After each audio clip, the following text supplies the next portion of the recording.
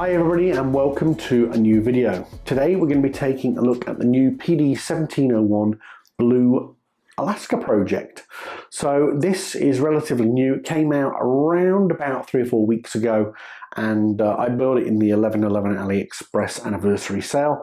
Paid around about 65-70 US dollars, there or thereabouts, 105 Australian I think it was. But very nice watch. Like I say, I really like the red Alaska Project watch. In terms of the PD1701s, this Speedmaster Homage, I've reviewed a few of them. The most recently reviewed one was this, which is the original Speedmaster Homage from Pagani. Latest version, so it has a matching date window, so a black date window, and it has the white hands. So that's the latest review that I've done.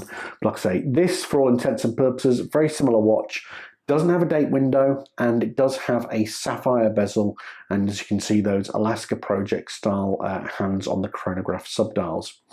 Anyway guys, we'll take a look at the watch in further detail, but for all intents and purposes it is very similar to all the other PD1701s. It's just a different colorway. But like I say, we'll go through, I'll give you some macro footage, and if you are interested in buying it, I do put affiliate links in there, so please do support the channel if you want to buy one and click on those links. But other than that guys, let's take a look at this watch in further detail.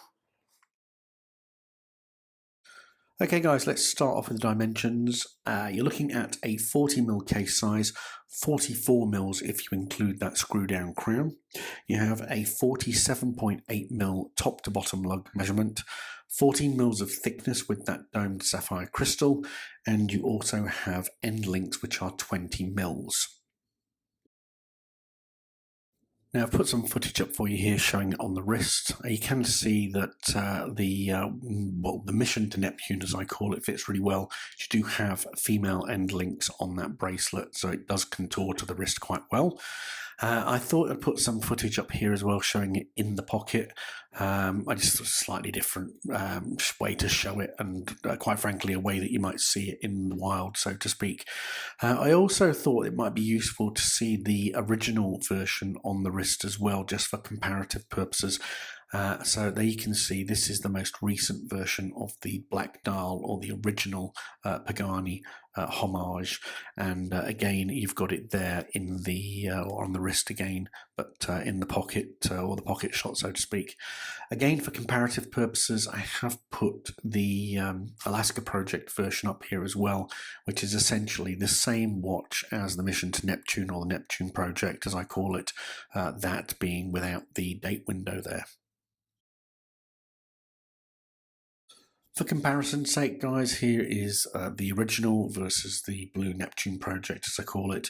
For me, they're both very legible watches. I do like the look of the blue, though. It is somewhat different and has a little bit of a fresher sort of feel to it.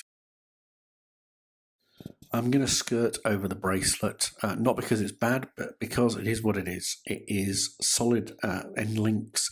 You do have a nice Pagani push button clasp.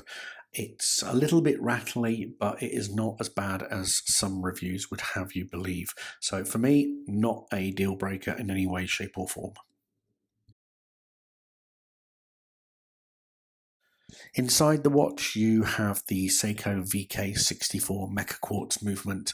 You can see there you do have that central running seconds hand that moves very similarly to what you would find on a mechanical chronograph.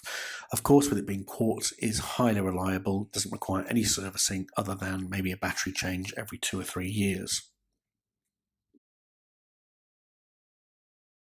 If we turn our attention to the dial, you can see there you do have printed hour markers and the Pagani logo printed in a nice blue colorway, which sort of matches the dial. You do have that hour and minute hand in a dark contrast against the white dial, so it makes it very legible.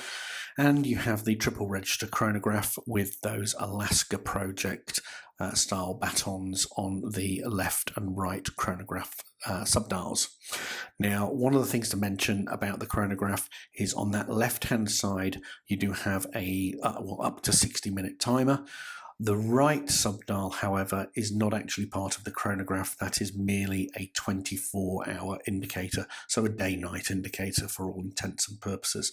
But it does match very nicely on the dial and adds to the overall aesthetics. Down at the bottom, that bottom subdial, you do have the running seconds hand. I do wonder though, and again, I know that it isn't the same on the the Amiga that it homages, but it would have been nice to have seen the same blue baton down at the bottom there.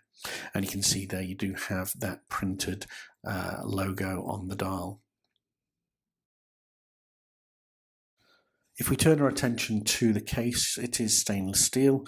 You do have that blue sapphire bezel, so it has a nice sheen to it. And then the dial, which I haven't talked about the colorway of it, it's got like this sort of shimmery silver effect, and almost like an eggshell sort of effect to it. So it's very nice. You do have a screw down crown which is signed, and overall nice polishing on the case, also with brushed sides. No sharp edges or anything like that, so case finishing is really good. So guys, that is the Neptune Project PD1701 from Pagani Design, which is their latest V5 model. Again, you know, it is exactly the same as every other Pagani, it's just a different colorway, but it is a rather nice colorway and something that I'm really enjoying.